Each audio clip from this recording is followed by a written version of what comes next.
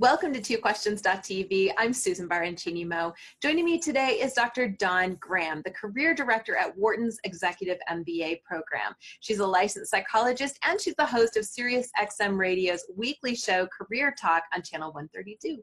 She's also the author of this book, Switchers: How Smart Professionals Change Careers and Seize Success. Hi, Dawn. Welcome to the show. Thank you for having me, Susan. Excited to be here. I am excited to have you. I enjoyed your book. And I thought we could start out for our viewers who are probably waiting for their copy of the book to arrive. If you're not waiting, you should be, because it's an amazing book. Maybe we could just start by saying, what are the common mistakes that people who are switching careers make the most? So I think we're in a time, Susan, that it's never been easier to switch in terms of how the market is moving. So we have the gig economy, portfolio careers, we have hybrid jobs, so jobs that have combined. So you have no longer finance and tech, it's now fintech. And we have all of these great opportunities to carve out the type of career we want, which is why a lot of people are interested in making this switch. But the challenge is that some of the hiring processes haven't caught up yet. So along the same lines as all of this is shifting in the job market, we're seeing more and more around applicant tracking systems and algorithms that match people based on titles and previous skills and previous positions. And so there's a mismatch, and that's what drove switchers, because what I saw is very capable, qualified people looking to make a career switch, yet going about it the wrong way and getting frustrated and not landing the job. So one of the biggest things that switchers do that get them stuck is trying to follow traditional job search processes for a non-traditional job search. So when you're making a switch, chances are you have transferable skills. Chances are you have qualities and abilities that are going to appeal to the market that you're going for. But if you go through online systems and you apply online and you get stuck in those applicant tracking systems, chances are you're never going to get in front of the hiring manager or the decision maker to be able to state your case. Yeah. So that's one of the biggest challenges switchers have. Another challenge that they have, Susan, is going back to school as a first step. I am a big fan of education. I work in a university, and I think it's a great supplement, but too many people want the structure of going back to school, and they think this is going to make my switch easier. And in some ways, you will build a network and you will build the lingo, so there are positives. But if you do that as a first step, what I've seen happen is people forget at the end of those 2 years or however long the program is, you still have that tough job search. Yeah. And companies are asking you, what applied experience do you have?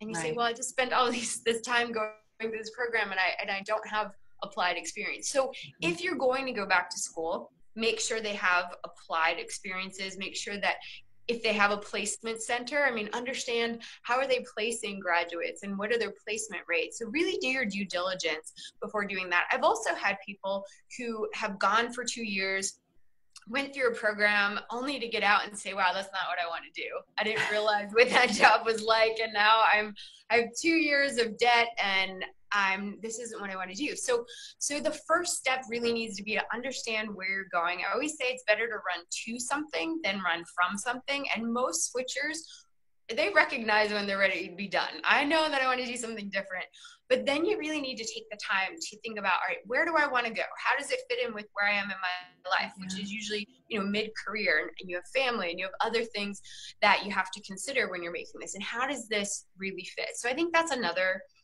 aspect that tends to get in the way. Networking. I know people are they cringe when they hear that word. I'm an introvert, so I will say I feel your pain. But I think networking is one of those things that will help you get past a lot of the biases that you're going to experience in the job search. Because let's face it, if a hiring manager is looking for an apple and you're an orange, they're going to have a little bit of a tough time justifying taking a risk on you and paying you to do a job that they're not sure you're a fit for. However, networking and getting a referral can overcome a lot of that bias, because if somebody comes in and says, hey, Susan's got this and she's really reliable and she's, done all of these things and she's learned it and she's going to hit the ground running, then all of a sudden it doesn't matter as much that you don't have the prescribed background. And I'll be honest, as somebody who's a former recruiter, I mean, most candidates who get hired don't have every single qualification. They get hired because they're likable, they're a good fit, and they get referred. Yeah. So you really do need to tap into your network and make that a part of your job search. It's not, for everybody, every job seeker, it's helpful, but for a switcher, it's essential. It occurs to me as you're talking about this, a lot of the people who are switching might be, my age. I'm 46 and I have a lot of friends who have been posting on social media and sharing about their journey, and I'm going to get this degree, I'm going back to school. And I, of course, all of my friends were posting their, lunchbox photos of their first day back to school, like all the parents do, but it was theirs.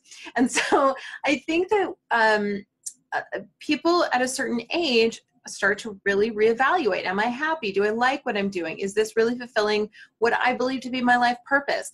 And there may be people who are at a point where they want to move into something where youth is kind of a premium. So how does someone look at that, and how does someone look at that and not give up hope? How does someone say, okay, because we're all getting older and we all aren't, we're living longer, we have more expenses in the longer term. How does someone who's middle-aged look at a job search and not feel defeated before they even start, knowing that their level of expertise, their level of experience, when they were, got their college degree, all that stuff's going to show up? Yeah, and I think the way you're asking this question is a perfect scenario of what you need to avoid, is because you start going through these lists of yes, but I have this, I'm not as young, or I have not done this.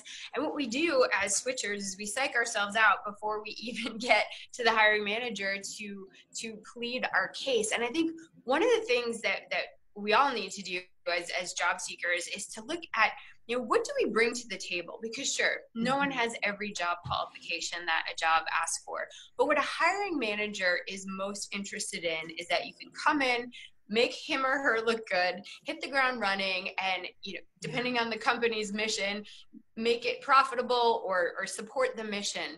And the rest of it is really not as important as it looks on that job description. So I think first off, confidence breeds confidence. If you're confident, I'm going to be confident. So everybody has red flags. And I think that's something that is very calming for most job seekers when I tell them, like, everybody's got something, whether you feel like it's an age bias, or, there's the flip side where people feel like, well, I don't have enough experience. There's also people who don't have a 4-year degree and they have tons of great experience and great accomplishments, but that one thorn in their side is what's holding them back.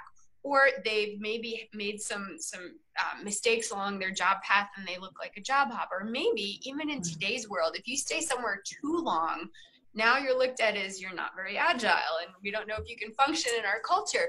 So I know there's so many. I know you're thinking, wow, I didn't even think of all those. Now I'm going to add those to my list. But I think that's what you have to realize, is that we all have something. Everybody has a red flag.